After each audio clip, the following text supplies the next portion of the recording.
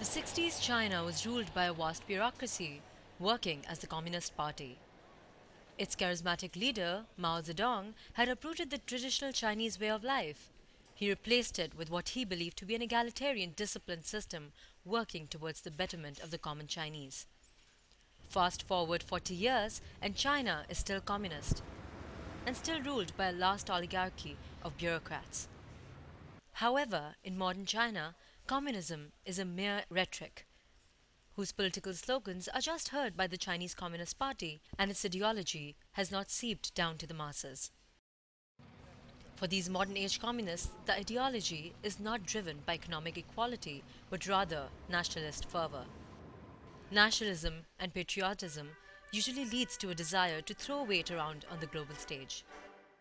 And for the Chinese, if that means abandoning their communist ideals and replacing them with cutthroat capitalism, so be it. The formula seems to be working. China is now a global economic giant, altering the world's financial fortunes.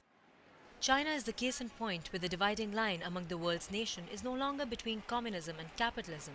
The real dividing line is no longer economic, it's political. And that divide is between democracy and authoritarianism, China being the latter. Just a few days ago, there was an article published in The Guardian where they cite an example of a 23-year-old girl, Kathy, who is a member of the Communist Party and is also working for American corporate finance house.